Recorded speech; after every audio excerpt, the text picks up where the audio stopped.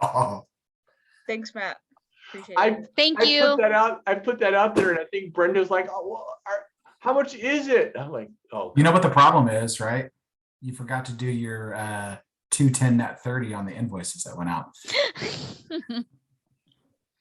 I can figure that out now. Thank you." I would have paid you whatever you put out. That's right. I haven't got your money yet. But you haven't told me how much you need. Should I just like send you something? I may just send something to you. All right, where do we want to start? Exercise. Homework. Let's start homework. All right, so just go with the homework where we just were.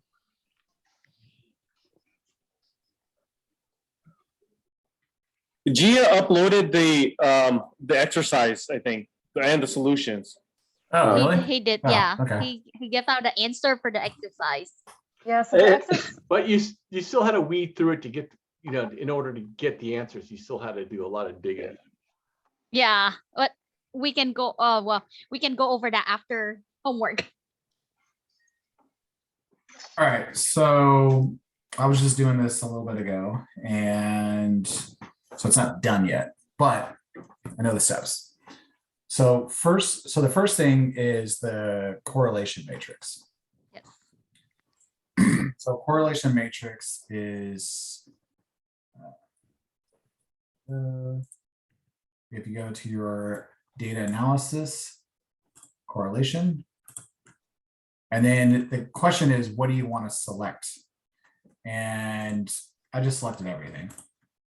Realistically, you don't need to select win or loss, because win is going to be your dependent variable when you do your regression. And then, like we were just saying, yeah. Okay, I was just asking. You did, yeah. Seemed like you did pick the labels as well. Okay. Yeah, well, you can do it either way. I think you want to include the win though, because you want to see the correlation of the other ones to your win, right? Yeah. You Win can, is- but the loss, but you want to include the win. but this is all going to change when you do your regression, anyways. But if you look at the win versus loss, they're the same number, but the opposite. Yep. Yeah. So yeah, exactly. That's what. And here's the best one too. So this is like the correlation between win and loss. So they're 1-to-1 reverse sign correlated. So yeah, then going through there, you're going to basically take anything that's 70% or higher, plus minus, so absolute, and that's going to show that there's a lot of collinearity. So a simple way to do this is you can just go up in conditional format and then just put in two rules. Oops. So you can put in a rule that's less than negative 0.07 or 0.7, and then higher than 0.7. And then I'll just flag it all for you. But Sid, you had one that was 0.99, right? I did. Yeah, mine came out different. But it could be, I don't know if you selected all the same stuff. It might come out slightly different if you did. You have it there. You have it runs versus runs batted in. Yeah, that's 0.99. Oh, maybe your order was just different from mine. Yours was like up, it was up towards the top. I think Sid's order was a little bit different from. Yeah, okay. You All might right, have so we probably got the same thing then. Yeah. Sorry, Matt. Can you start from the start? I'm getting an error and it's not. So I went to data analysis, and I picked correlation, and I'm highlighting everything. You want to share your screen? Sure.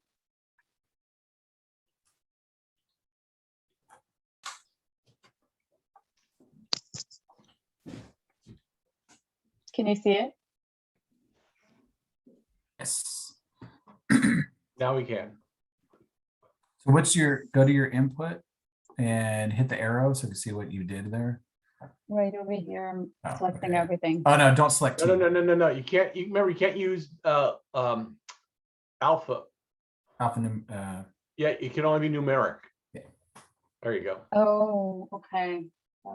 And Do then I since you click on neighbor, this one Yep. too? Yeah. And then output range, okay, over there. And then we choose with each No, no, you're good. columns. Right No, there. no. Yep. Okay, thank you. There you go. go. You win. So now do this. So select all the values there. Okay. I did. Oh, no, just the values, not Just the the number, just not the the numbers. headings and Okay.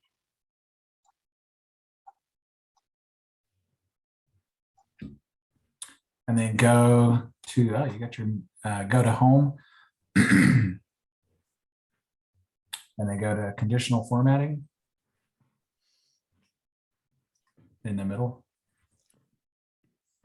No, to the left. Yeah, that was blocked. Yeah. Oh yeah. You may want to pin your Yeah. ribbons. And then go to highlight cell rules. The top one. First one. And then do greater than. And then change that to be 0.0. Or sorry, 0.7. This one, Yeah, 0.0 would be interesting. 0.7. Yep. And then hit OK. And then go back and do the same thing again.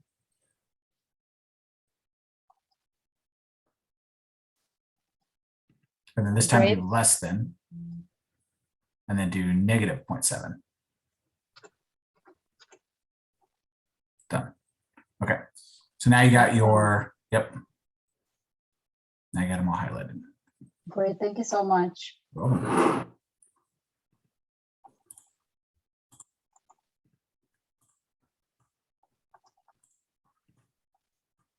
right. So that's number one, essentially. And then to answer the question, is it a potential problem? Yes. It's the problem for those two and that guy. And we're going to say not these because we actually don't care about this. I don't think we can see your screen Oh, really? unless you're clicking around and I can't see it. Now I can see a mouse moving.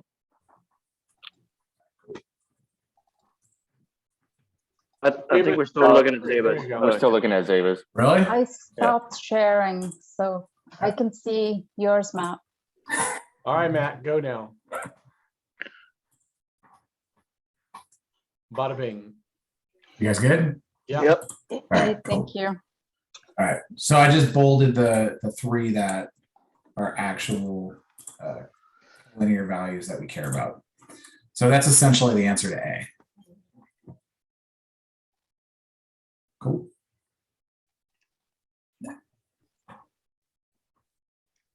So I have a question here. So are we just gonna, shouldn't we have to like show the relationship between the win and the others, or why are we highlighting the others? Say that again. I mean, like it should be just runs and earned runs, because here we can see there is a relationship between runs there, because the question says is we have to see only relationship for the win. Yeah. So this is going to be our dependent variable, but then it's win loss. It's binary. There's no ties in baseball. So loss doesn't really have any value to us because lost is the opposite of won. Right. So like if you go, for example, That's why I didn't include it in my thing, because that no crying in baseball. That's correct. yeah. Just go Well, I cry. was gonna sum the won and loss, but they might not actually have played the same number of games. But I think I'm not clear. So let's see this value 0.99 between run and runs batted in. So I think this shows relationship between run and run batted in, not like between win and run batted in. correct. Yep. Right. Yep. So exactly right. So that's how these work is. So this value there is showing the relationship between runs Run and batted runs in. batted in. Yep. Okay. And that's why you don't have anything out here, because this data is it's already just the inverse. exactly. Yeah, this is already known. So the whole exercise of question one is to say, hey, if you run a correlation, what do you think is going to be, when we run the regression, which ones do you think will pop out? And so what all we're doing here is saying, let's run the correlation and we say, oh, we've identified these. Now let's run a regression analysis and see whether or not those pop up the same. Yep. Because And remember, that's he kept talking about the bad employee. He was kept talking about Matt being, you have the lazy employees not contributing to the company, but yet there's some contribution there. So we're trying to see whether or not after we weed out all that stuff, is there something, what pops up, what appears? that's basically part B. Okay. So that gets you through part B. All right, I so have a here- question. I'm Yeah. so sorry. I'm so Mhm. sorry. The question is multi-culinary a potential problem? So then yes, it's a potential problem, but how can we interpret this? I would say yes, it's a Yes. potential problem because you have some. So you have that value, that value, that value. They're all more than the absolute of 0.7, meaning that there is a high, let's see, what did he call it exactly?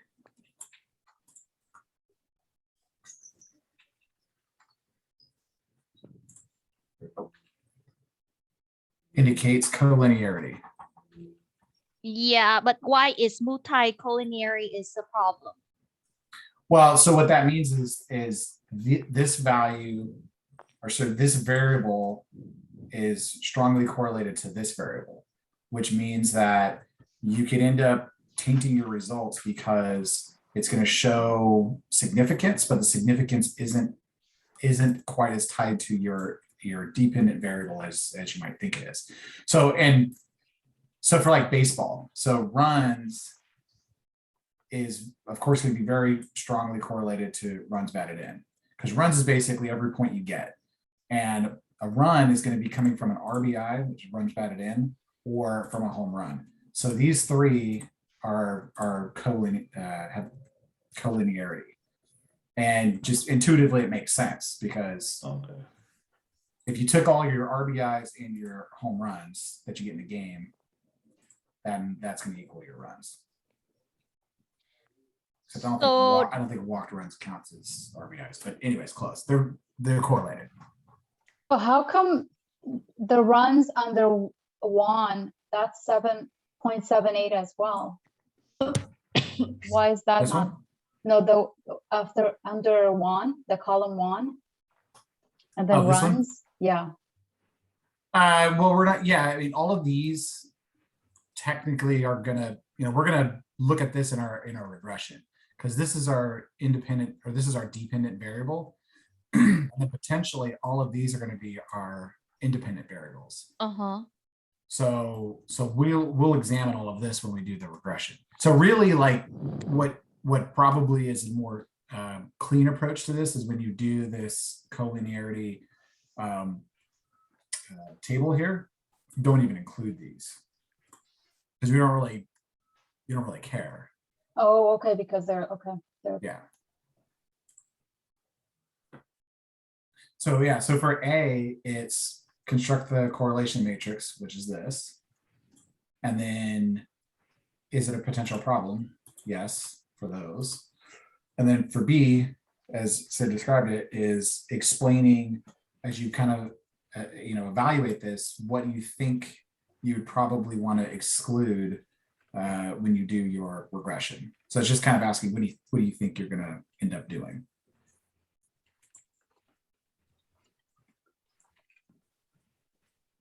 And then we get to the fun part.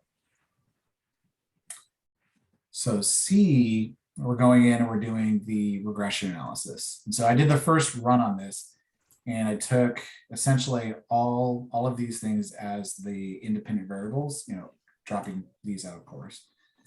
And I took out runs.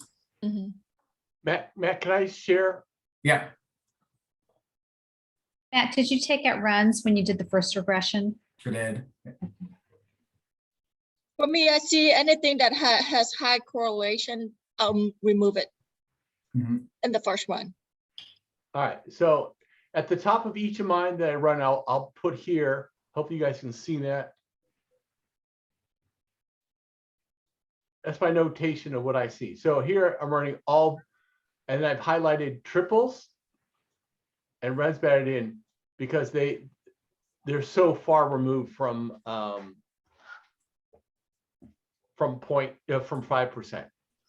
So then I run it again. So I took those out. Then I ran it again, and then it put the notation removed runs batted in and triples.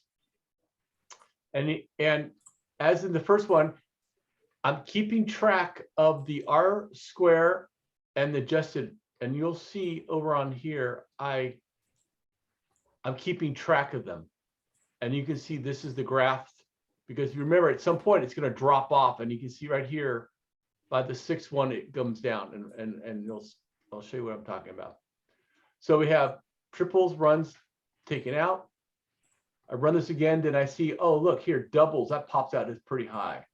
I run it again, and I note remove doubles. What else is sticking out? Oh, this one, home runs. I want to run it again, taking out that one. It says I removed home runs. Oh, look, I still got walks is pretty high, but the rest of this is coming down.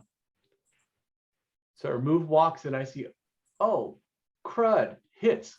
Well, up here with hits, it was at 9, but when I take out remove walks, hits goes up again. It goes up. All right, so I'll remove hits.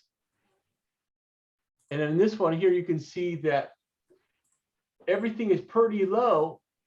The only thing now is strikeouts. So then I remove strikeouts in the last one here, and you can see the p-value is super low. The R values moved as here it says 93, and we go back to the graph there. Oops. You can see that we went from 9.6, 9.6, 9.6, 9.55, and then suddenly here 9.3. And then again, it jumps from 9.4 to 9.2. And then the graph kind of illustrates what I'm talking about here. He talked about that in the lecture, that you got to look at the adjusted R square value changing. Matt, you want to comment? You nailed it. All right.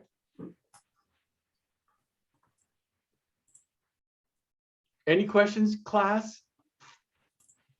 I was wondering if you can just do that with showing us exactly every step. Show us what? If you could Yeah, show us I'll do it. step by step. Do a regression.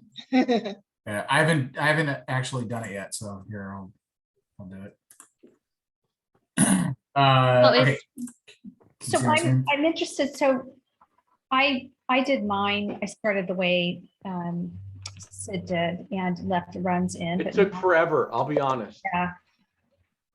But And, Matt, the other thing I kept doing too, which is crazy, is I kept moving the columns around so that Same, yeah.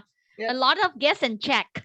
right, the columns had to move, so because you can only run it by doing it that way. So yeah. Yeah. You know, So for I've me- already done some of the column moving, so you're not going to see me do that. So Sorry, for me, Tyler, you were I saying. do the opposite, right? The first time that I run, I excluded those with high correlation. So only keep a few. And then some of them have really high p-values. And then the second time I ran, I picked the one with negative correlation and I got hit. Oh, you did positive correlation and then went to negative? I picked the negative ones, yeah. Gotcha. Mhm. Okay. All right, so we're going to do the first regression. So for your Y hat. dependent variable, Or Y hat. yep, you want your wins, right? So go ahead and select all that. And then, so for the first one, we kind of learned here that home runs, RBIs. No, I thought Runs. you were going to run it first with everything. Yeah, okay, we can do that. You could probably skip some of those because we'll find out in a second. And then output range. Let's look that together. Good. Yep. So there's our first run. So this is basically everything. Obviously no wins and losses, right? Matt, what was your input for Y range? It's this one. One. Wins. Oh, B. Okay, Got it. Yep. He words it as win, but wind and one are the same. One's present, past tense, I guess. So then we're going to go here and we're going to check these out. And we've got, so this guy is this is the highest one right there, right? So runs batted in. And it's actually the highest one in this too. So maybe no surprise there. So we're going to drop that one out. And one of the things he suggested is go one variable at a time. So it's a lot of repetition, but yeah, these are going to change as you go. So like these results won't be the same when you do the next regression after you drop this out. So if you get a little bit too cavalier with this and you say, hey, I'm going to drop 5 variables, you might do the next regression and you actually lost something that becomes more significant. Because like this is like some of these other things are showing that they're less significant than they'll likely be because all that data is getting kind of cluttered with these things. All right, so we're going to do the next regression. So we just basically repeat and we're going to drop out one variable. So we'll keep all the rest of the stuff the same. We're going to change this to where we want the new table to go. And then our independent variables, we're going to select a new bunch. And this time we wanted to take out runs batted in. So I already moved that over here. So now we just select all this stuff. And then there you go. There's the second one. So now we just go through the same process. Oops.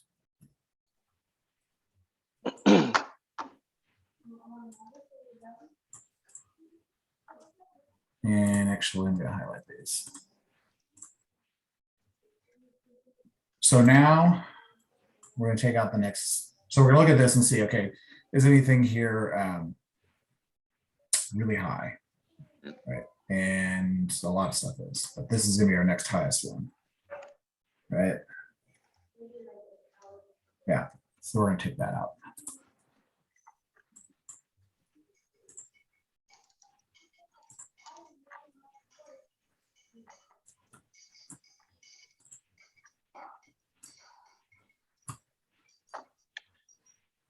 Something's not working for me.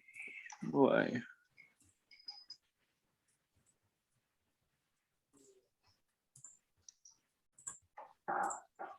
Matt, go through the motions again of trying to do it. Which step? On C, just go through the motions again of how to do it. Like, click on data analysis. Yeah. And, yeah. Because I'm getting null on the p-value column for some reason. I don't know why. You're getting null Mm-hmm. on the p-value. Yeah. Okay. So whichever step you're on, the process is the same, right? Right. So regression.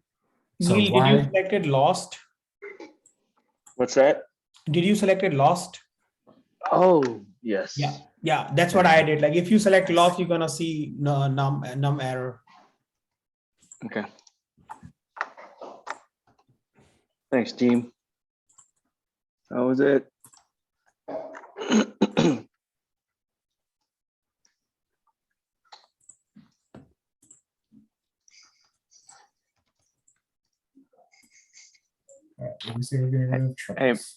Hey Matt, can you show what the variables were again? I didn't catch that.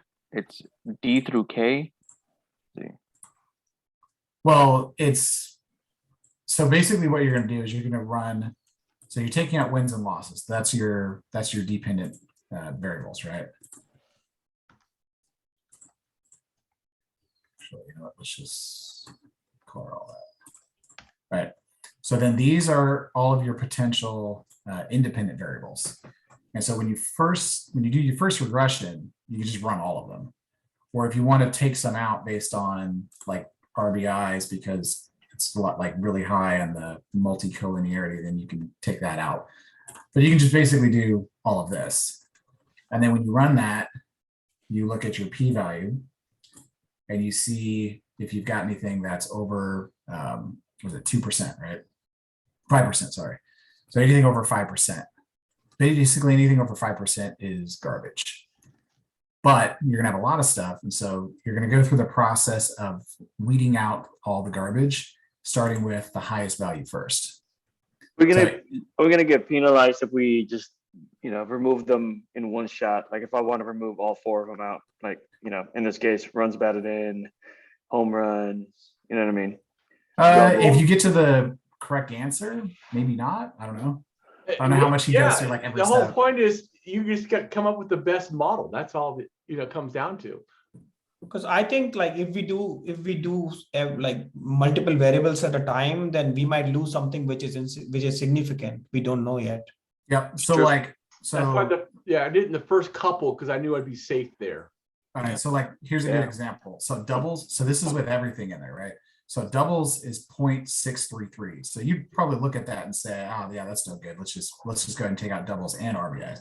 And yeah, to you guys' point, I mean, these numbers change every time you remove something anyway. Right. Right. Now it didn't change a lot, right? It went 0.63 down to 0.61, but it's becoming more statistically significant. Yeah. If you see like in the first table, runs are 0.15, and here they are like very less. Yeah. Actually, yeah, good. And I bet you it's probably like mostly going to be a non-linear relationship where the stuff that is really high value probably isn't going to drop too fast, but then as it gets smaller, which is basically more statistically significant, then it becomes even more significant pretty fast. Yeah.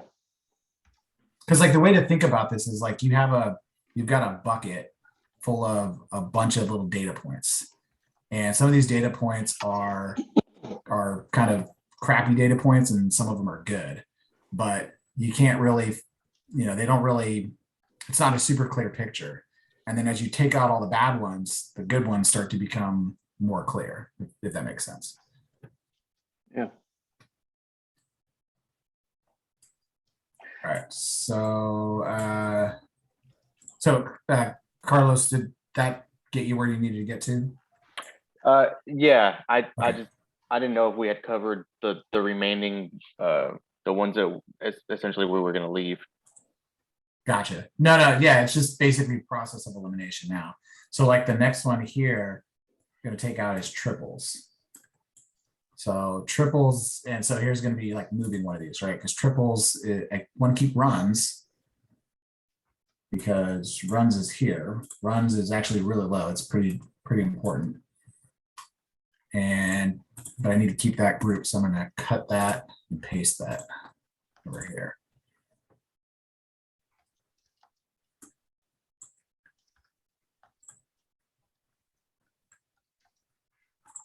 Hey, Matt, how come we won't use? Oh no, never mind. Earned runs is negative. My bad. Yeah.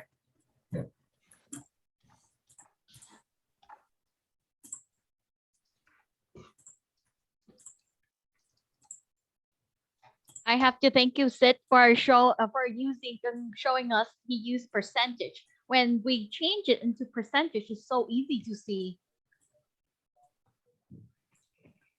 Yeah, keep it simple. Yeah. Yeah, no, totally. Because you're going to be going through sometimes lots and lots of data. And you think about it, if you're going to go through like 7, 8, 9, 10 rounds of regression like this, it gets pretty mind numbing. It's really easy to make a mistake. So whatever you can do to make it just like paint by number is easy. It's a good idea. So Matt, what did you think of my keeping track of the R square and adjusted R square values? With the graph? Yeah, because to me that seemed to be like when do I stop? How far do I just go until all the p values are? That was I guess that's a professor question. Do I keep going until they're all significant value, or do I go when it starts to drop? Yeah. So I think what it is, it's kind of both. And so, and actually he kind of asks here, how good is your model? Yeah, how good is your model? What he's asking you there is to tell him the quality of your model by watching the adjusted R squared. So like this is 0.941, this is 0.944, so it's getting better. This next one is 0.946, it's getting better. And then if you go too far and you start taking off, So it's going back up. yeah, well, no, it starts going back down. Because it'll go up as it gets better, and then it'll start going back down as it gets worse. Okay. Which you showed that. Let me show you real quick. Yeah. He said the R square will plateau, right, at some point, but the adjusted R square will drop. Yeah, correct. But you're right. If we look at adjusted, Which is one's going your, up, oh, the orange? Yeah. and then it starts to crash burn. Yep. Yeah, and your R squared is going down as well, even while your adjusted R squared is going up, but that's not necessarily a bad thing. No, again, I identified it right here at this point where you look at the 7th iteration. You could actually argue that the 4th iteration is your best. Yeah. Maybe the 3rd, if the 3rd and the 4th adjusted R squareds are the same. I would say the 3rd. But we're looking for the best model. Right. Well, my argument for the 3rd iteration, assuming the adjusted R squared is the All right, same. let's go to on the 3rd and iteration. 4th. All right, so there's 1, 2. All right, so there, but look, even if you go to here, you still have significant value of. Which one's your 3rd? Let's see. There's my first one. 1. Yep. 2. Yep. And 3. Okay, so 0.9483. And if you go to your 4th one, it's 0.945. Okay, so your adjusted R squared went up a little bit. Here's the thing. So here, this was my thought. If assuming they were the same, because like on the graph, it kind of looks like they're the same. I would argue that the 3rd is better because if the adjusted R squared is roughly the same, then like you could say the quality of the model from the variables is the same, but the 3rd iteration would be better because it actually includes more potential outcomes, which would be your blue line. So it could be the 4th one would be, because they both start to drop there. Yeah, the 4th is probably the better one because that had a higher adjusted R squared value. And then you I kind think of it was. I think it was. That's a It good was question like, to bring up in class. do this actually on your graph.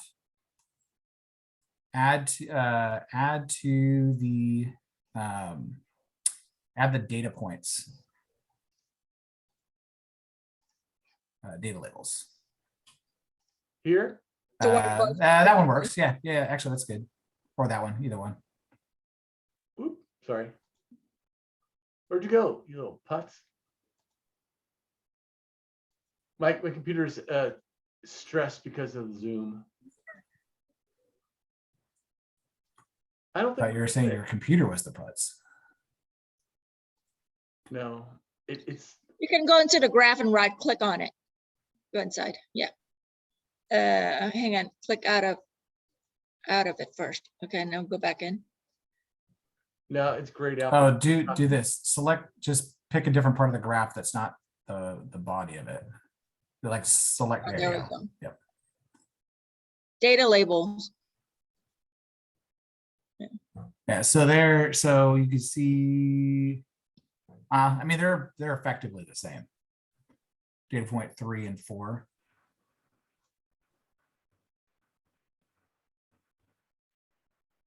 All right. Well, we won't beat this dead horse. Let's move on. Thank you for all that. So, I guess anybody have any questions on that one? exactly. It just takes too damn long to do this. Oh, thank you That guys. is This correct. is very Yep. helpful. The next question though, that one threw me a loop. I had to go on to Chegg to kind of get a answer on that one. I did not find the answer through his. This one? Yeah. Oh, okay. No, the demand part, but how you, there's formulas for that stuff. Yep. So, okay. So basically we're creating a model for determining profit. And the inputs are here. Can Or you not so much enlarge that a little inputs, bit, buddy? So what? Oh yeah. Thank you. Good. More? We're good. All right. Okay, so basically you just start putting the formulas in here. So one thing you know is they make 25. So every single month, the mini mart purchase is 25, right? So that's a given. So every month you're going to get 25 of them. And so their costs, well, actually, before we go there. So now what you want to know is how many of those are sold and how many of them are left over. Well, the number is sold, that's kind of the exercise in this, right? So that's going to be a variable input.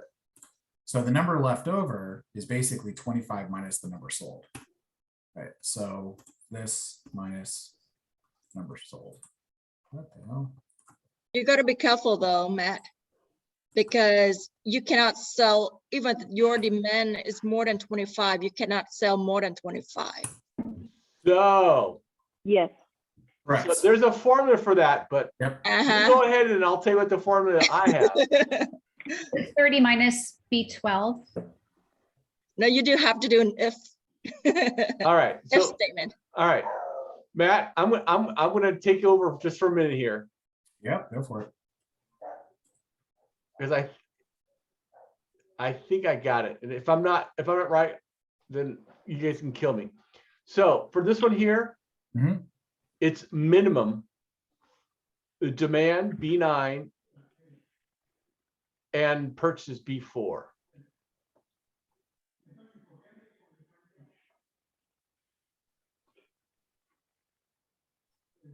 The second one is max, a purchase minus demand.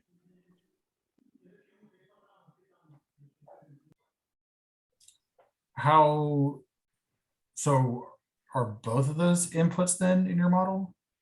Yeah, so if you look, so if you look, let me get out of here. So if you look up here, boop,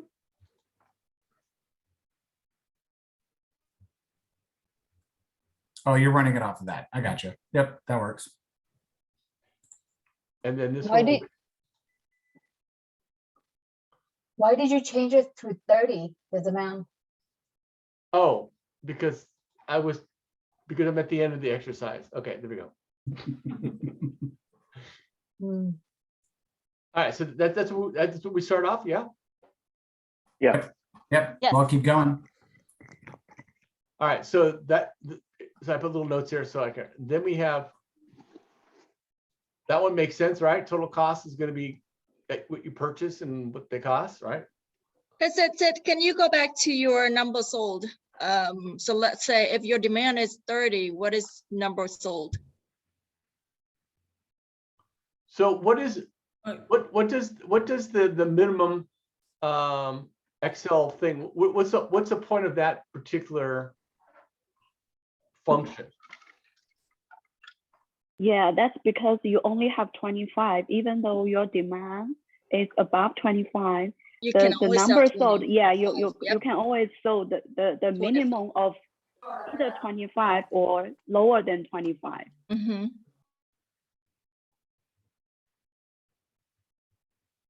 So now if you go to your demand and put in 30, what is your number sold? Yes. Okay. Max is 25. Max 25. Okay, that's good. Yeah, so that's why you kind of have to put these formulas in there because Yep. because things move around. Yep. And then the total cost, we talked about that, right? This and that. Total revenue is going to be Maximum 100. Actually, go back to your total cost. go to where? Your total cost.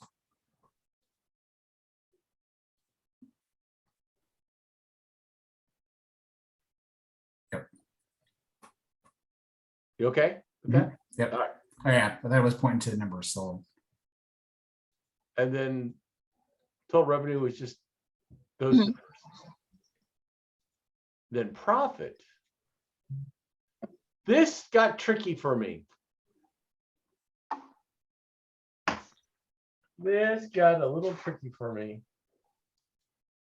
Yeah, I used a different formula. So I used it- basically what we're saying is the selling price minus the cost times sold minus cost times leftover.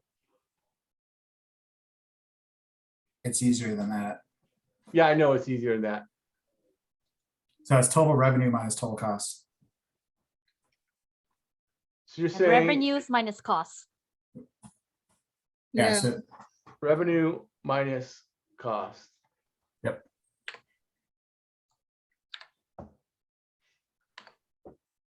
Okay, maybe I may have made it harder. All right. So then Well, I was making the number sold harder. I wrote like an if statement. Yeah, that's what I did too. Oh, you did the same? Yeah, what did you do, Matt? if statement. If. Oh, you did if statement? Yeah.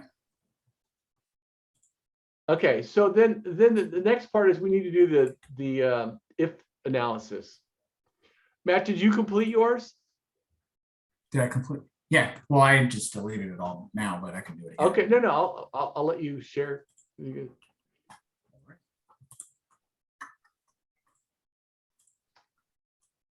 may notice that I did one with 4 units because I wanted to see the negative numbers. Wait, say it again. What? I did, he gives us, from demand is from 10 to 30 for the question. Yeah. But I ran another scenario on the side because I wanted to see what would happen if it was 4 to 30. And you can see that it goes to the negative amount and then that the actual break even is 250 at 10. Oh, 10 is the break-even point? Yeah. That's a good analysis. Sid, I see something different on yours Excel earlier. Total revenues is should be $40 because sale price is $4 each, and the number of sold is 10. So 10 times 4, that it should be 40. But I saw 100 on your Excel. So can you take a look? His demand was 25. Oh, I see. I see. Okay. Yeah. Well, let me change it there to 10, right? Total revenue is $40 at now. Yeah. So revenues is sale price time the sold number of sold. Mm-hmm. So $4 times 10 is 40. Yeah. Yep. So Okay. that means total profit is 250, right? Yeah. Go on, Yes. Matt. Make some magic. All right. So number of sold. So the way I did this is I took the number left over is going to be the number of copies minus the number of sold. It keeps doing this. I don't know why. Probably because it's end to end. Okay. And then so the number of sold, this is where I was limiting it to not allow any of this to go over 30. So here we say, so if the demand is greater than 25, then 25, right? So we're limited to selling only 25 because can't sell any more than that. Else, this will be the demand. So here we go. So we got 10 and 15. This is 25. Then we got 25. This is like 26. And we're still limited to that. So then we go next to cost. So cost is the number. Can you show the Yep. formula for number sold? Sorry.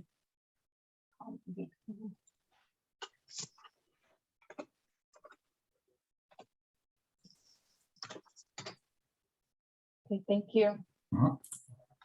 So cost, we know we're buying 25 of them.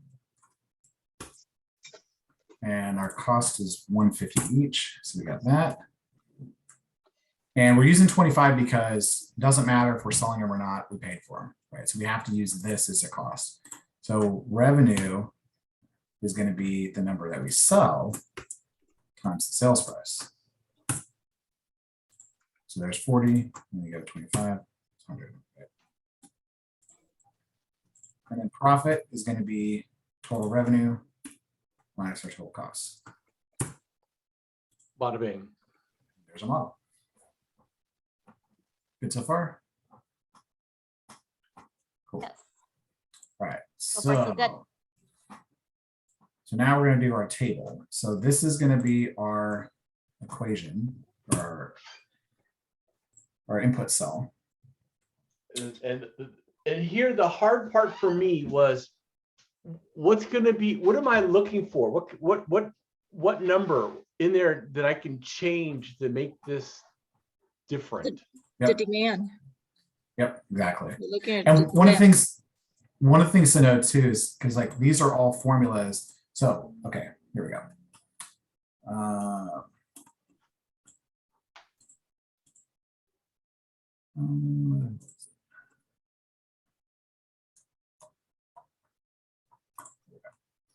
Okay, so trace dependence.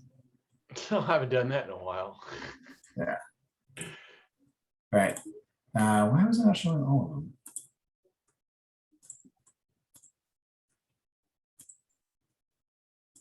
Weird. Anyways, you can use this. This will tell you like what's dependent on something else. So you can kind of see like all of these are feeding into these. So the whole point of all this is like a model that's all coming off of this. So that kind of gives one indication of what what your input's gonna be. Also, he wrote demand up there, so that kind of helps too. So we go back here, go to data. So what if analysis? Important note, because I had a problem with this. Do not include the data labels. Oh yeah. That's screwed. Did it get? I don't understand. What happens if you do it? You get total profit as the outcome. Oh really? For all the cells, it'll be total. Wait, profit. I'm sorry. What are you running? You said data. You go where? What if? Good. No, it was Andrea. All right. Yeah, Andrea, good. Wait, you said data. What if? Sorry, I think I'm cutting off. Yeah, data. So put Cool. have this equal this cell here, right? Because this is, you want to calculate total profit for all these different inputs. So you got to put that there. And then select this whole table, but not the labels. And then go to what if analysis data table. And then you don't, so remember, you don't have to put in both of these. This gives you two different options of how to run this. This table is set up as a column. So we only want to use the column one. So we're gonna go here, and then we're gonna select our input, which is the demand. So we just select that and then say, okay. And it'll go through and it'll just input all these. And basically what it's doing is you're telling it, I have a table here. Cool. Thank you. Yep. And this table is set up for columns. And then this column, it's all empty. And this is linking to the cell that basically is like the output of all of this. And so I want to recalculate this using this as an input. And it links back to this cell. Right. And then does all of these and fills it in. But Matt, how do you interpret this? You can do a test, right? You can pick 13 demands for 13 and see what's the output. You get the other value. Say it again. Oh yeah, like if you put 13. Mm-hmm. So if you look at your table, right? If your demand is 13, the total profit would be 14.5. Mm-hmm. So that's the check. So if he asks you to interpret this, yep, you would say the profit does not change. There we go. You can do a graph after 20. Is that it? 25, yeah, demand's 25. Yep. Unless you increase your order, right? Then you get more to sell. Yep.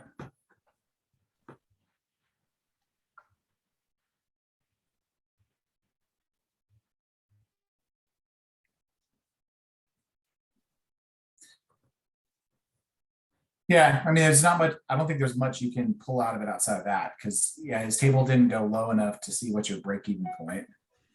I think And although, it's just helping us to calculate the formula at once Yeah. instead of putting like values one by one. That's Yep. it. Yep. Go, Paul. That's what I would have done. I have all the time in the world. I'll do it manually. Matt, what did you, for the dots, what did you use to have the line? Oh, I just selected this and just. No, did no, the- I'm saying the graph, like within the graph. Yeah, it was just the How did recommended you- graph. Yeah, but I'm saying inside the graph, I got the graph, but I'm saying, you know, how it comes as dotted. Or recommend. Oh. Charge.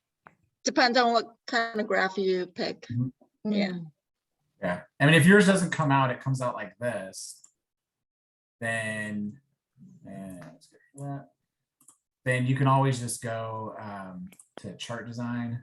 Actually, we're already on there, and you can select any number of these, whatever you want. And you can also Matt, here, yep. Yeah. and Matt, when you hit the what if analysis, you selected the demand and then you just put that in the column input cell. Correct. Yep. So just select all this, and then go to your what if data table, and yeah. So it's column input is that. So if it was organized as like rows, then you'd want to do the row input because you're telling it like which direction to go look for the empty cells. Mm. Oh. So are we done with this problem or we have to do the 30? That's it. That's it. That's I it. think Matt added a graph. Mm-hmm. Awesome. You had a Thank graph. so much.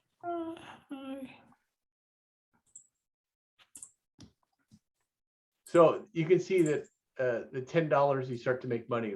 That's the break-even point here. Yep. That's why I said I wanted to see where it pops up. And there you go. And then just write something interesting about it.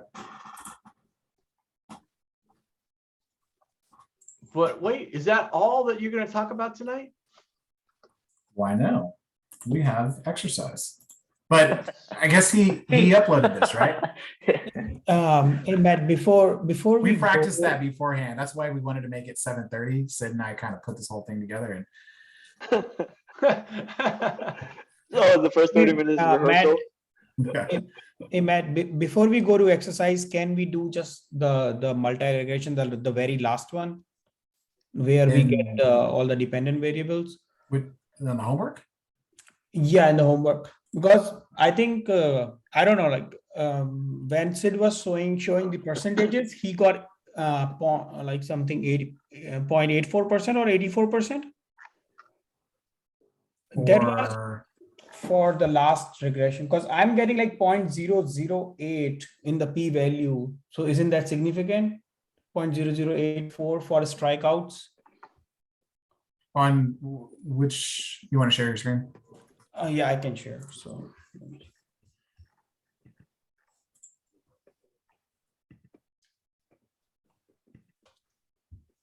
can you see my screen now? Yep.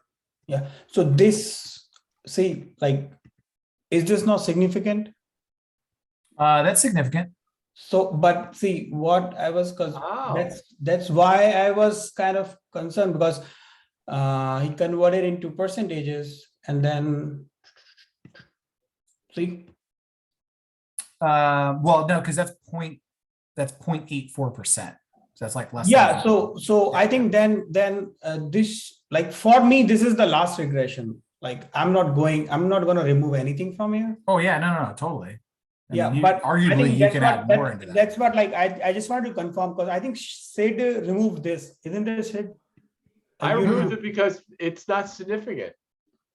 Yeah, but it is, that's like, if you kept it as is, like the way it was. Yeah, but keep it, so that's not 84%, that's 0.84%. That's less than 1%. Oh, okay. Yeah. But we're looking for 0.5 and under. Yeah, so this is 0.05. Yeah, no, but which would be 5%.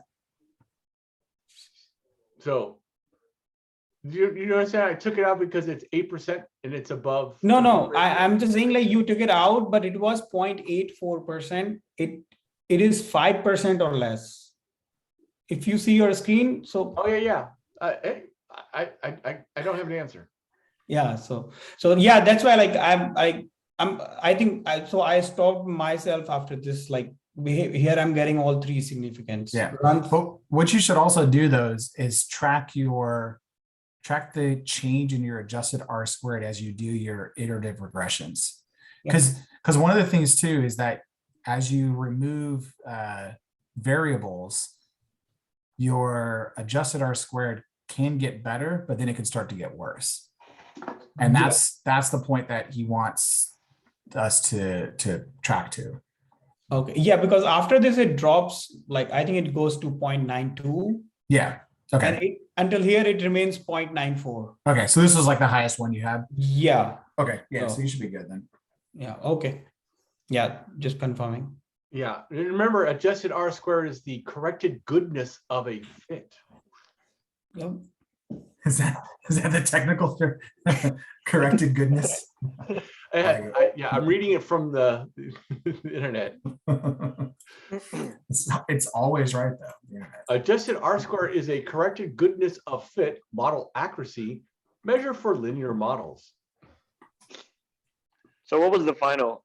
Sorry, I don't sound like I'm being a dead horse here, but so what was the final? Is it runs, ERA, and then strikeouts? Are those the ones that we eventually kept, or? That's what I have. That's what I have too. I didn't actually get that far. I got runs and earned run average. That's my model. Run, earn, and strikeouts, right? Yeah. You didn't include strikeout? I removed strikeouts early on. Because it actually became P008. The P value, sorry, it's P00. P value is 0.008. Yeah, so that's where I stop. Like, I have runs, earned runs, and strikeouts as the final model. Yeah. I might run it again before I turn it in. Thank you for that tip. Yeah, because you guys said I have to do it one by one. So do we leave all our regressions, or we just keep the good one? Show your work. Oh yeah, show all of them, Zeba. Thank you. If you want full credit. In this class, we need all the credit. I'm not worried about this class. LIFO and I'm thinking about Saturday. This is not the nightmare. This Saturday is the nightmare. Building up to that. Yeah, we're gonna have a hard day in the morning and then Captain Fantastic in the afternoon.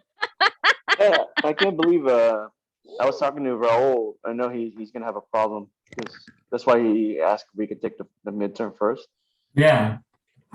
And I said, dude, yeah, I can co-sign that, but we never even got a chance to get to that point where he just basically shot it down after him asking. Well, Raul's not on here. Well, if Raul wants to write an email stating his need for changing it, right, and CC all of us to sign on the petition, I will definitely add my signature to it. Yeah. There's a petition? Yeah. He's gonna be like hard no. Quick. Yeah, it was a hard no because the way he has set up the stuff within the testing system or whatever. Because I think for him, everything is already set up in Connect. Yeah. And I think that's why he doesn't want to change. I think he's not that'd be so particularly hard to computer change. savy. Yeah. I mean, I'm sorry, really his quick computer for died in the homework. middle of class, so. Really quick for the homework, the multi-regression. So do you need to answer B, or does the data just like answer it for you? I think you got to write something, but yeah. And I think you almost something. can't get anything wrong Yeah, right. It's kind of like because you just like, this is, yeah, you say, this is my opinion. And this is all guess and check. So Yeah, true. Yeah, exactly. I'm just gonna put 50% of the time. It works all the time. Hey, Matt, before you go to the exercise, I want to show the group because Yeah, go for it. I'm just like running my different regressions here. all right. I wrote that some of you may be interested in something I developed. I'm not saying to use this during the test, but wink, wink. I might. So I've got a couple of inventory balances here so you can figure out, this is the,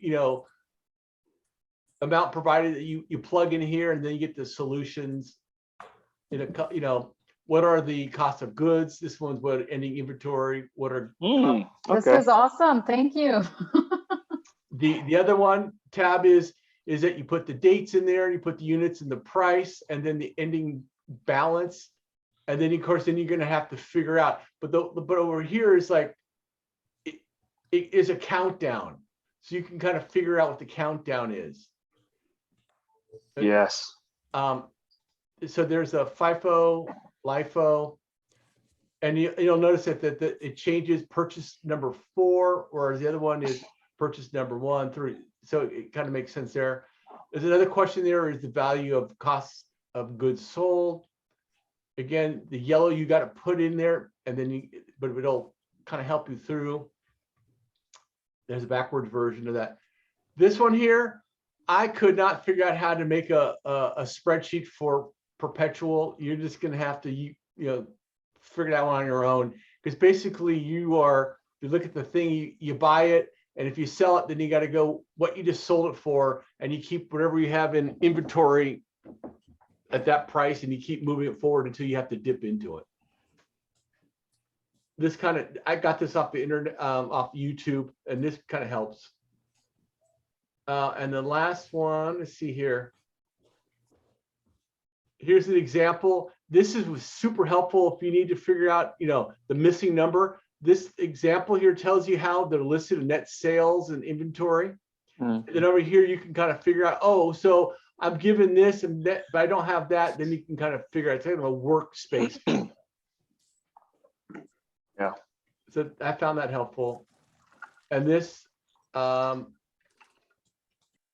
is kind of helps you kind of with the income statement. I don't know if we'll get that detail. I know the homework was that crazy.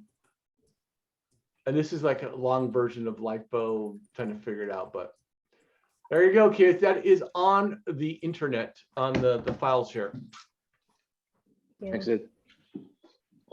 I will be cheating, so. Or as I tell myself when I lay down to sleep, I'm resourceful. That's how I got through life.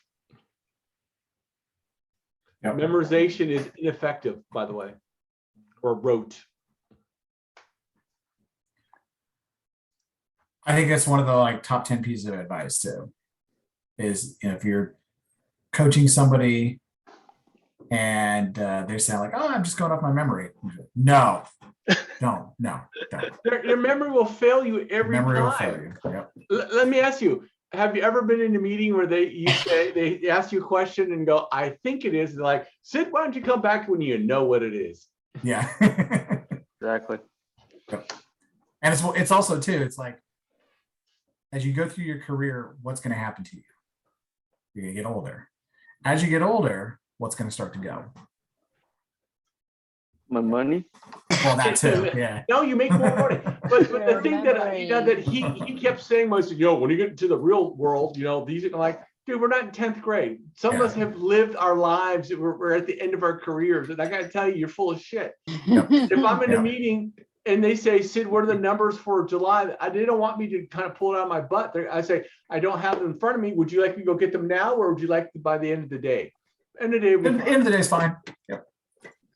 Which meant I didn't need to spend hours and hours and hours trying to memorize those before this meeting. Right, but there are some meetings you need to show up and have your shit together. That's different. That's true. Yeah. But you just exampled, it's on a piece of paper in front of you, so you don't have to try to remember it.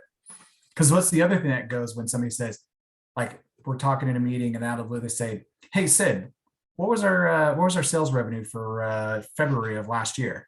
And you're just like, there you go. There you go. Life lessons for your kids under 30. You mean to say I can bring more than 2 pages of notes in my meetings? That's correct, buddy. Be resourceful. All right, let's go. Do we want to do the example or the Yeah. the exercise or whatever it was? All right. So we went through. Yeah, go for it.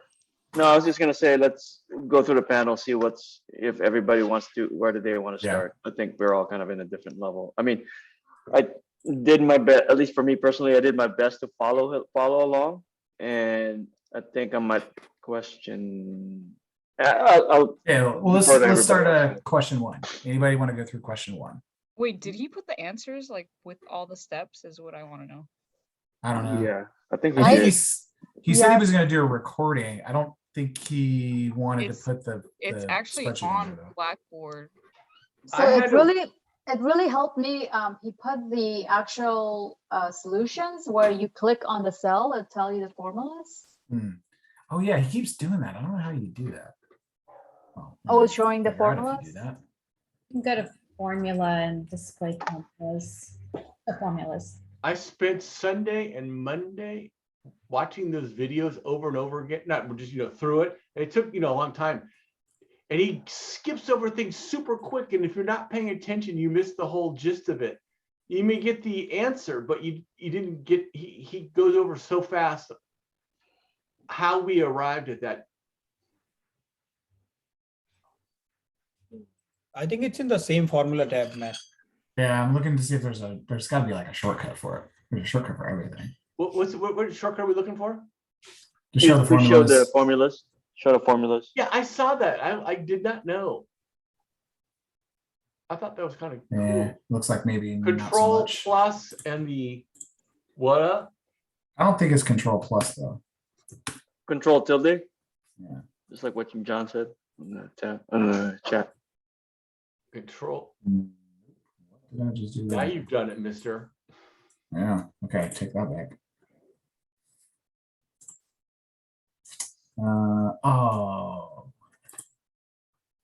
I think if you press Alt, then it should show the shortcut for the formula.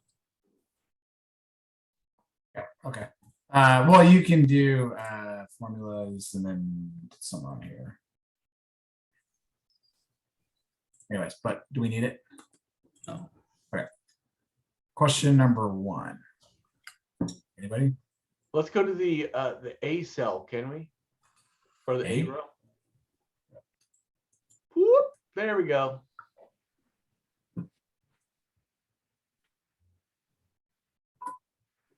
Oh, okay. I think this is the one where I keep moving the columns around because I was looking at yours and mine's different.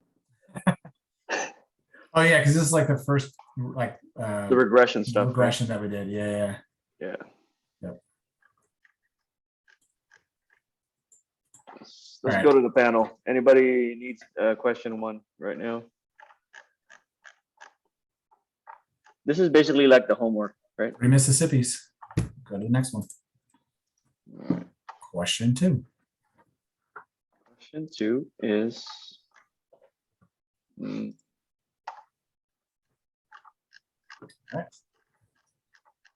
anyone? Question 3. Number 3. Yep. Number 3 for me. All right. Yeah. Same. Let's see. What did we do here? Oh, we got to figure out broker. Oh, none of this is in there, right? This is all blank. That is correct. Yep. Blank, Correct. blank. Okay. All right. Cool. This stuff is blank too.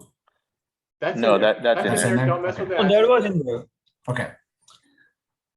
So you gotta get rid of number of investors. I think everything in blue was there. Yeah. Yeah. So everything that's in, so get rid of anything that's not highlighted bold in that that section there. Here, let's do this.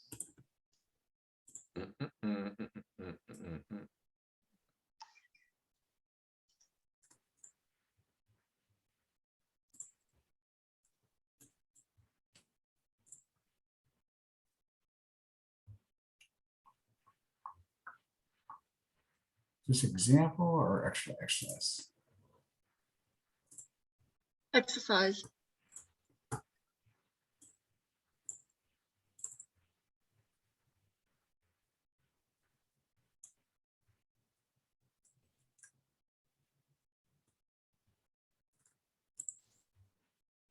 Okay.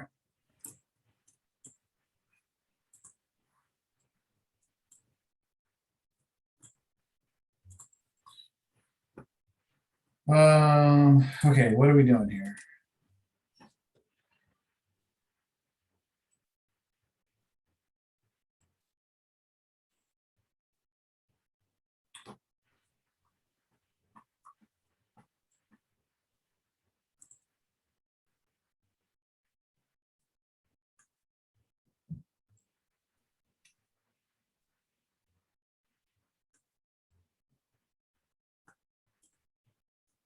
How about this? If you let me cheat, because I don't remember what I did. That was 4 days ago.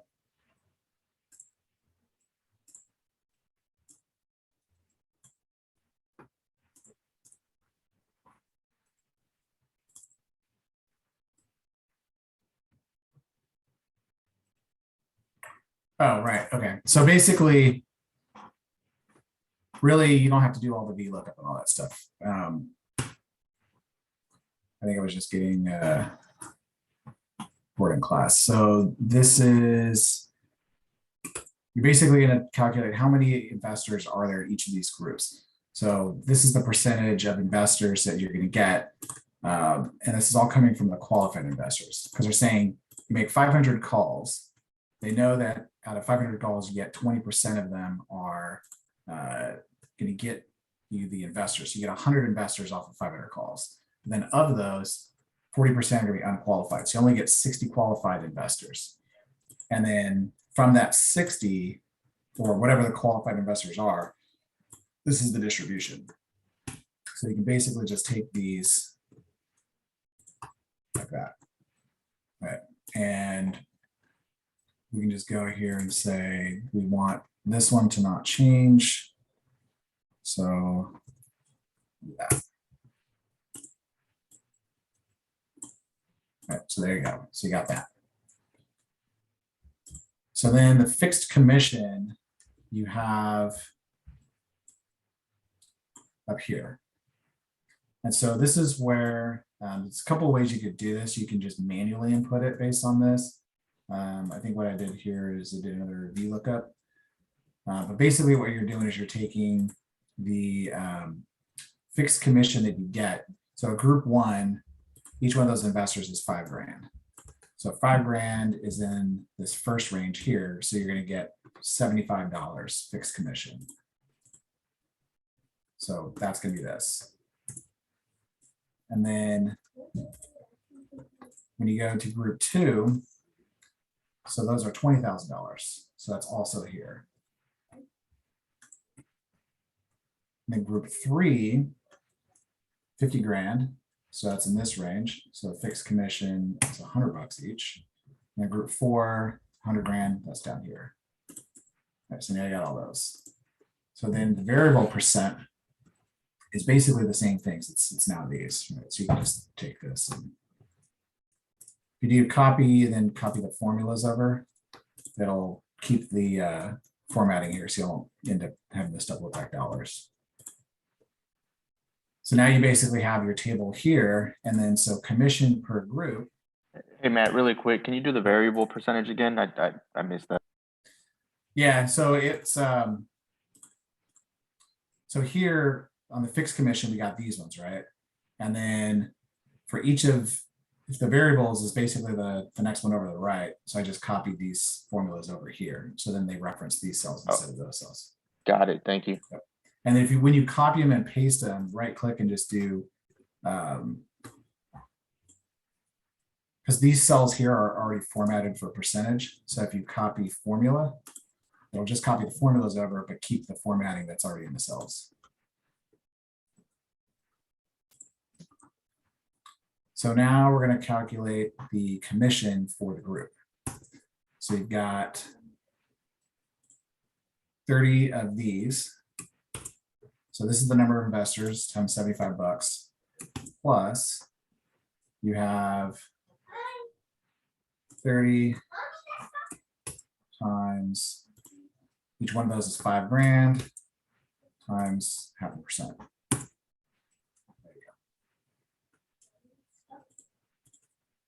And all of these are basically just going to track straight down, right? So this will go down here, that there, that there, that there. So you can just take these and just copy them down. All right, one more time. Highlight that again, Matt. Thank you. P17 times C17. Yeah, because you have a fixed commission and then a variable commission. So the fixed is just $75 for each investor. So it's set this cell times that cell.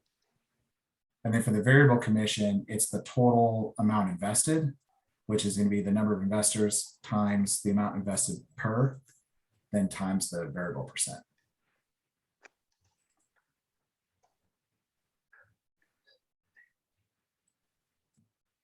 B17, B11. That's not what we got in class. Yeah, that's different than what I got. So something. The formula that I got in class was fixed commission plus variable percentage time investment in D11. So he did it two different ways in class. Well, he did it a different way first because he actually changed this. He said commission per investor, right? So that's the other way you do it. If you do this per investor, then this is going to be this. Plus, it's basically you're taking this out, right? So it's this plus this times this. But then what happens is when you come down and do like the total commission, you have to then add these in. So this is the other way to do it, which you're basically just doing this commission per group. Yeah, per group is all total. For example, group one, per group is total 30 people, like the commission for all 30 people. But per investor, which is mean commission for only one person, how much they get paid per one call, per one person. Yeah. Can I see your formula again, Matt? Sorry, for the $3,000? Yeah. This one? Yep.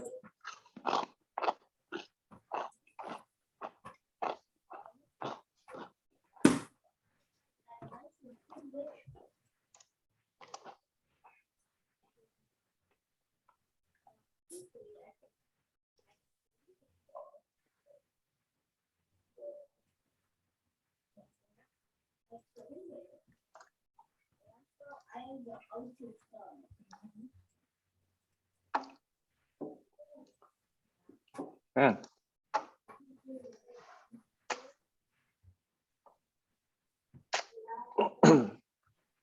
Get something different? Yeah, still getting some. You want to share your screen? Oh, no, I just don't know how to type. Oh.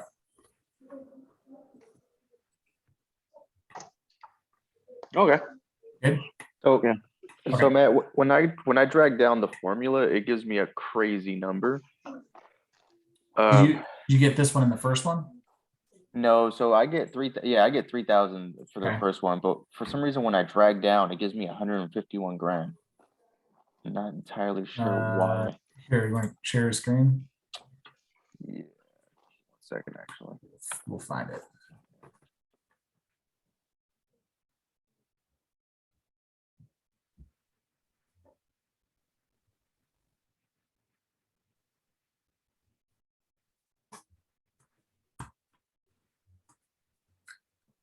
All right. So you got B8. Now go to the next one, the 150. So B18 times C18. That's right. Oh, I think your investment values are messed up. Oh no. Oh, yeah. Okay, go back. So go back to your 3000 and just double click that one actually. Okay, so Isn't it the your variables, the variables? D11.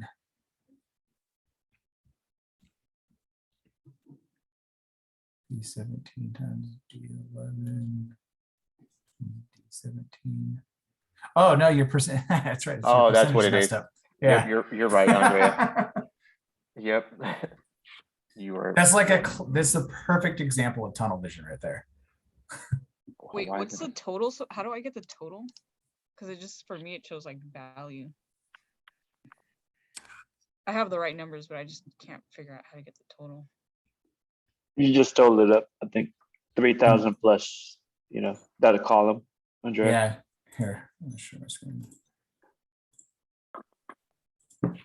So, Andrea, you got all of these, right? Yeah, everything's right. Okay. So then just here, just do sum of all that. Oh, duh. It's always stupid stuff.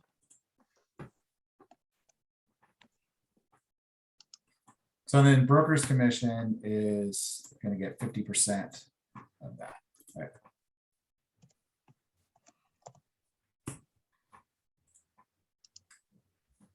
And there's the model.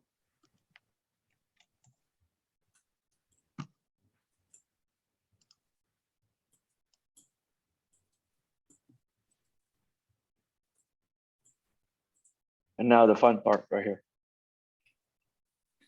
So can you go back to the brokerage commission? I missed that while I was messing with my percentages. Yeah, it's basically just the total, and then the broker keeps 50% of it. So take that total times got it. that. Yep.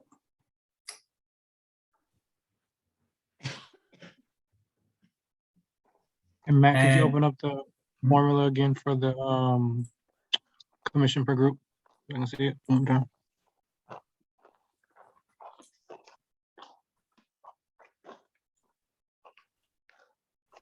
And Matt, when I looked at the before, this looks like the calls he was adding 10.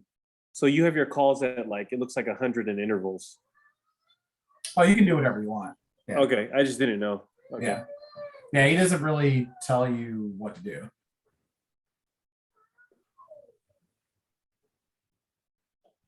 Perfect. Thanks, Matt. So I think that answers A. Yeah, so that model gives you A. And then we go to the next. So now we're going to do the data table like we did a little bit ago. So where we want to see how the broker commission changes as a function of the number of calls. All right, so we're going to have number of calls. And then broker's commission. Right. And then we can just do whatever we want, right? So we can put in, like we started at 500, so we can do something less. We can do like 200. And then maybe like up it by 50 every time.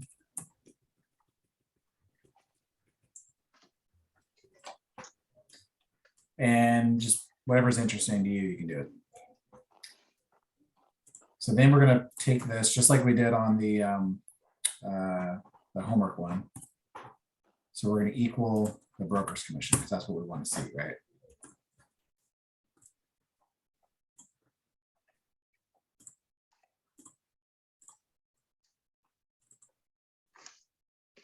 And so here, who wants to wager a guess? What are we gonna reference? You go to data and then what if? Yep. Data table. Yep. Yep. And then for the column input cell. Calls. Number of calls from the top. Yep. Yep. Yeah. Oh, wait, what'd you select? Sorry. Sec. Matt, what'd you select again?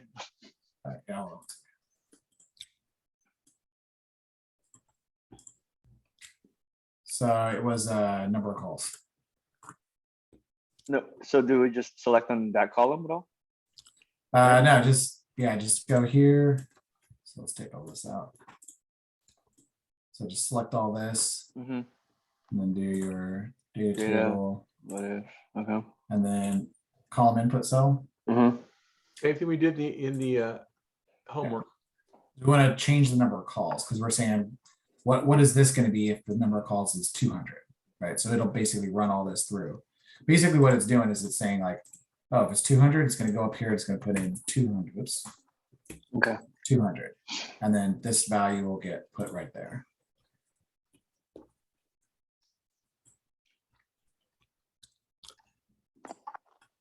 Matt, I think your number of calls got screwed up. Also, No, it go down. Yeah, you have like 1150 calls. oh, I did it up by 50 from 200. Oh, okay. Yeah. Yeah, and you can do kind of whatever.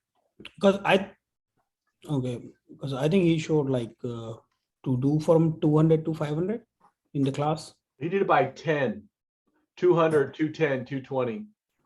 Yeah, by 200 to 500. So I think that's what he did in class. All good? Wait, I'm sorry. So I'm at the part where the broker's commission. So you highlight all the numbers and what is it again? So you have this, you have this. Yeah, that's what I have. Okay, so select all this. Because what you're doing is you're gonna have, so basically you have a table here. And you want to say, if the number of calls is 200, what's the broker commission, right? Okay. So you can manually go do that. Say, well, that's 200. And take this and say, okay, that's 2205. And then go here and do 250. Okay, now that's 27. Is there a formula in there? 56.25. You have a formula in the broker's thing? Yeah, so the first one here is the Okay. formula. Because this is, well, it's a link to this. Yeah. Because what you're basically telling it is you're gonna use these inputs, but then I want this here to be this. Mhm. Right. But the way you do that is you put the first cell there as equaling this. Okay. So then, You select it. yep, select it, including that top one, because Yep. that's going to tell it what to put there. Okay. And then go to the column cell, and that's the input. So the input is these ones. And you're going to say, I want, that's the input. So you're going to take these, put them in the input, which will be there. And then it's going to basically take this and copy this down, but this is already linked to this. So you're good, right? There you go.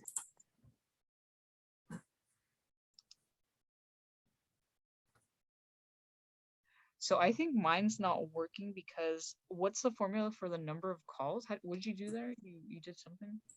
Oh, I did it where I put I just had each one go 50 more than the previous one. Okay. Yeah, but you can do whatever you want. You can do like I want 12, and then I want this one to be 769, and this one's going to be 100. Basically giving me the value for B23 for all the brokers commission. Want to share your screen? Yeah. Let me see here.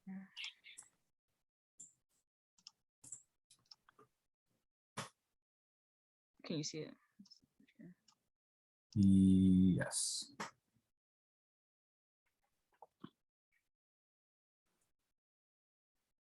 Yeah, so it's like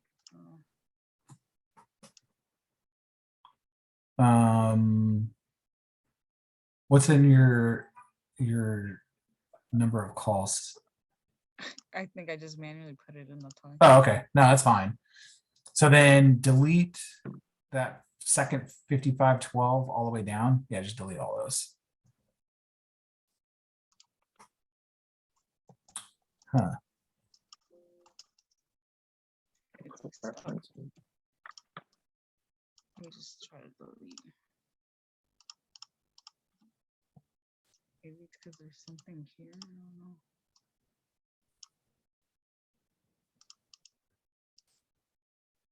Okay, should be good. Okay, so now go ahead and do it again.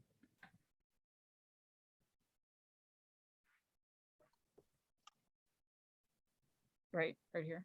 Yep.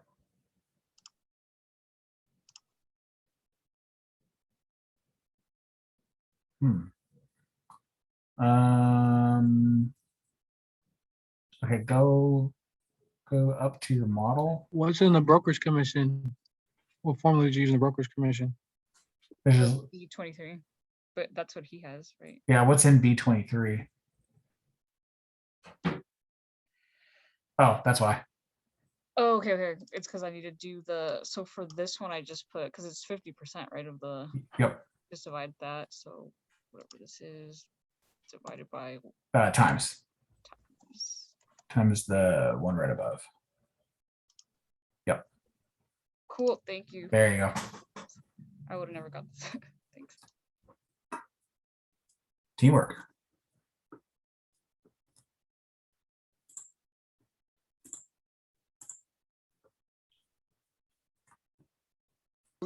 Are we supposed to do all of them or just 3 till 3? I think all of them, but 4 was. Oh, I didn't do 4. Oh wait, no, I did do 4. This is another one. Oops. I stopped sharing, just FYI. Oh, you can't see my screen? Now I can. Okay. So 4 is this.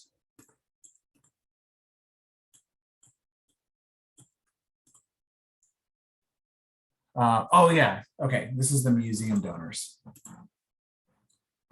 So what we're doing here,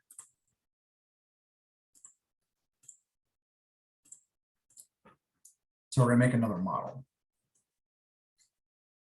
And yeah, I'll use the one that's done.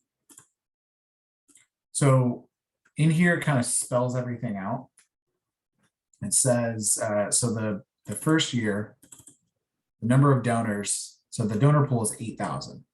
And you're going to get 60% as a first year percentage. So the number of donors in the first year is that 60% times the 8,000. Okay. Then the next year, you're going to lose 30%, but you're going to gain 10%. So you're going to have the previous year, so that's B10, and then minus that previous number of donors times losing 30% of it, plus the previous one times gaining 10%.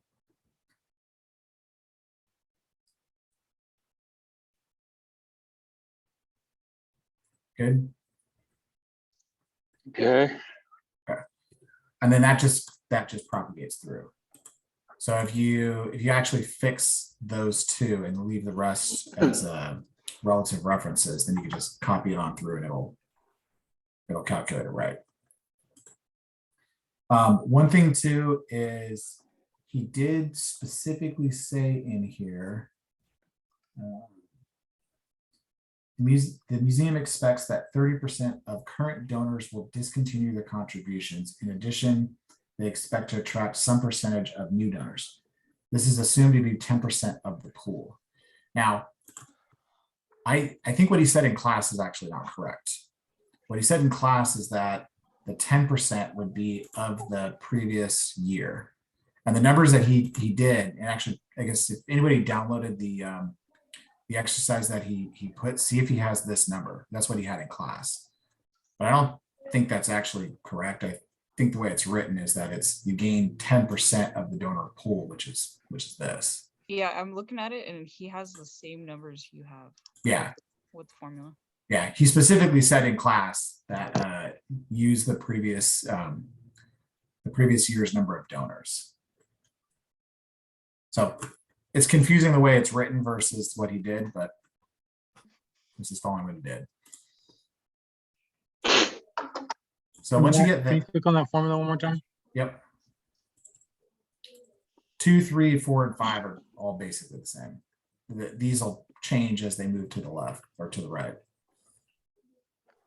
And Jamal, he has them he posted the answers with the formula so you can go back. Okay, perfect. I'll just go there. Thanks. Mm-hmm. So then average contribution. So here, so first year is $50 and then increases by a rate of 2.5%, which is also listed there. So first year, just start off, put in $50. And then the next year, you're basically increasing it by that percentage. So just took the previous year plus that percentage of the previous year.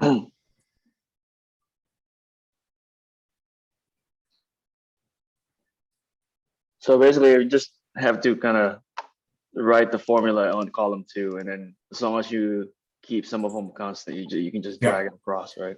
Yep, exactly. Like this one up here stays constant, but the rest just move with it. Yeah. And then I guess once you do the row, you then do the columns down for the cumulative funds raised. Yeah, so total donation is just that times that, and you just do that all the way across. And then cumulative is exactly that. Yeah, it's this plus the next year's, and then just carry it all the way across.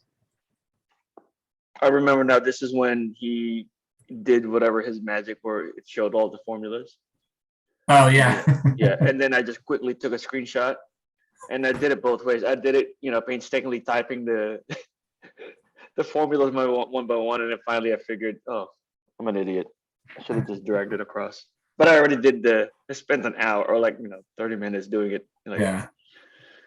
But So then once you got your model, then you're just doing data tables and just kind of pick what you want. Yep. Really quick, how'd you get 436,800 for cumulative? So think of it like this. So this is the annual donations each year. So year 1, you get 240,000. Year 2, you're going to get 196,000. Year 3, you're going to get 161,000. So the cumulative is just the adding of those up. So year 1, you only had that first year, so it's going to equal that year. Year 2, it's going to equal that year, but you're adding it to whatever you've got sitting in the pot, which is the previous year.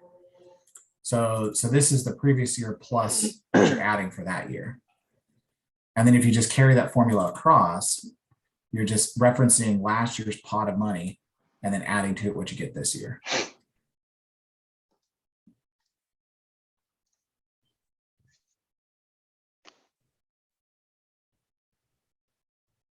Gotcha. Okay.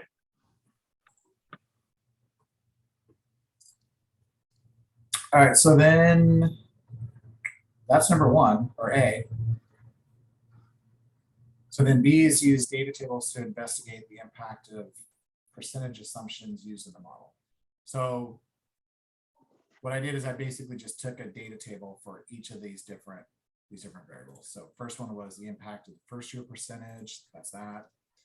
Then I did the annual percentage. And this is where in these, if you're referencing to these inputs up here, instead of just manually inputting them from the text, then when you change these, changes your model, right?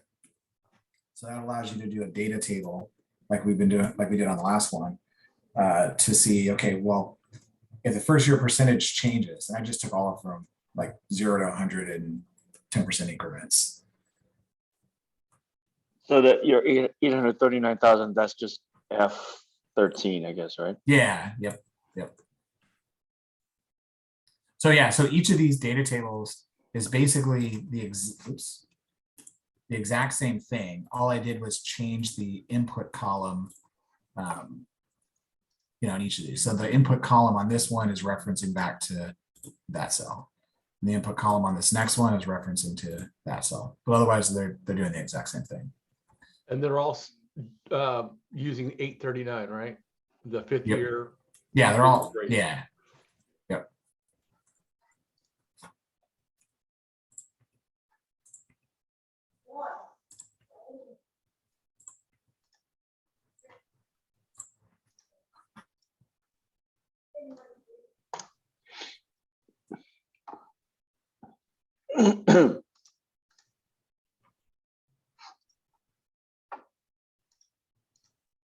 Wonder what happens if take this, cut this. Nope. Can't do it. Because the thing I was thinking about is it'd be really cool if you could plot all of these on one graph. Maybe you could just take these and just drop them next to each other and make it really easy to do that. But have to get a little bit fancier.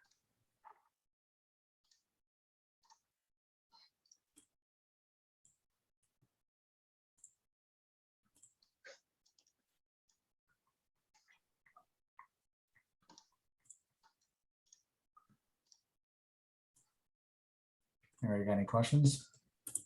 I'm not getting the same answer as you as far as I mean, either. On this? the No. let's go with the impact of first year percentage. Mhm. That one right there. No. Oh shit! I think I know why. God damn it. Let me try that again. I do not know why. You want to share? You mind clicking into your formula real quick? I think I did mine wrong. I just not sure where I went wrong here. Which formula? one? No. So impact of first year percentage under where the 0 is. Oh, this is just a data table. Oh, it's a data table. Yep. Got it. Yeah. So if I delete all that, so it's basically going here and doing a data table. And so first year formula or first year percentage. So that's my input. And there you go.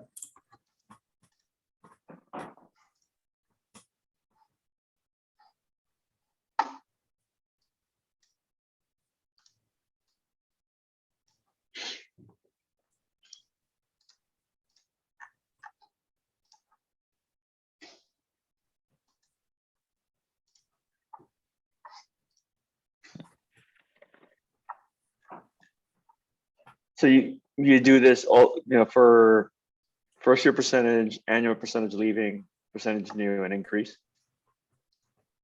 That's what I did. I mean, it wasn't specific on which percentage to investigate, so I just did them all. Oh, okay. The only thing is on the last one, I didn't do 0 to 100 because that's a pretty. It starts as a pretty small number. So I did that one 0 to 5 in 0.5% increments. Makes sense. Yeah, but it wasn't a whole lot of variation on that stuff. Very cool.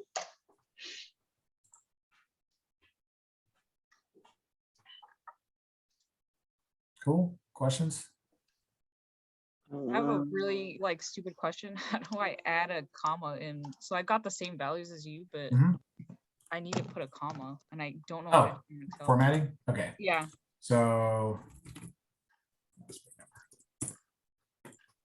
if you have a number, so you can go up to the formatting. Yeah. So if you want to do like the dollars, you can do that. Oh, there it is. There it is. Cool. If you want just a number with comma, you do that. Yeah, I only know how to do it in what's it called? Docs, the Google Docs. But cool. Oh, yeah. Yeah, thank you so much. Mm-hmm.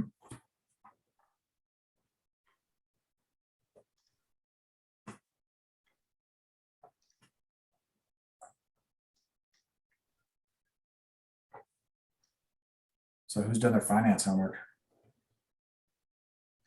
Neil. It's already posted. It's if you need it. But man, if just a heads up, number 9 and 10 took fucking forever. Really? Okay. Oh, it's Is it just it's one chapter, right? Yeah, there's only 10 questions, and then nice. I just have to take a flyer, and I checked with the group, and I think Kishore and Belden got them already. So okay, they shared the last 2 numbers, but it has something to do with. Well, actually, I have it. Let me see if I can remember. Well, I'll struggle through it. That's my yeah. I've stopped reading the chapters, so that's my steady time. Oh my God, it's gonna go so downhill. Yeah, but it's I don't know. It's and also there's no hints, so. Yeah. I don't know who was the first one that pointed out the hints, but that was a game changer. Yeah. Yeah. I was definitely doing the homework without the hints. I found out about the hints after a couple of chapters. Though we've been doing it. I think one of them took me a cumulative 7.5 hours. Oh man! And then the hints, and like, oh, okay. Matt, whenever you can you go back to question 1, please? Question 1 is that we just guess and check as well, right?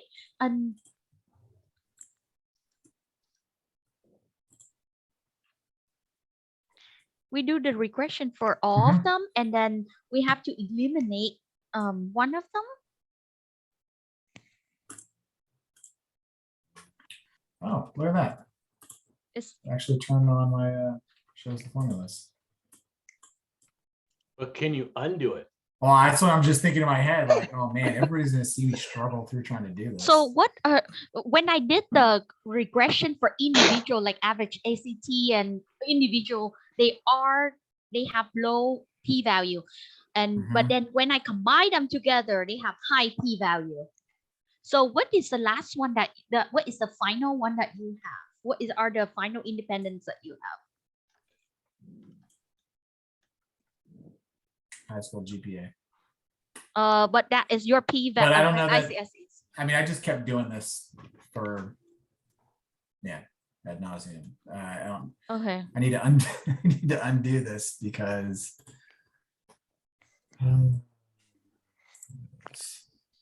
Okay, I've been guessing and checking too, so not sure which one is the final one. I got the average set score. But show formula, Matt. average Where do you see SAT is also a good one too. It's also independent. Oh, there you go. Yeah, so like this one's no good because your adjusted R squared goes down. Yeah. So so this formula here, what I did is I'm taking the adjusted R squared from this current one divided by the last one. So as long as this is greater than 1, it's increasing, but as soon as this goes less than 1, now it decreased from the previous one. I see. So this is the last good regression. No, That is the average SAT and high school GPAs. you can remove average GPA in it because see it's 0.06. We want 0.05 or less. Yeah, but he talked about that on this one. He said, so this is a little bit higher than 0.05, but because the adjusted R squared goes down quite a bit here, he said, you know what, this is actually probably a better one to take. Yes, I remember you and I arguing with him about that. Yeah, that was when he started going on like the bad employee analogy and all that. We're like, but Professor Yee told us.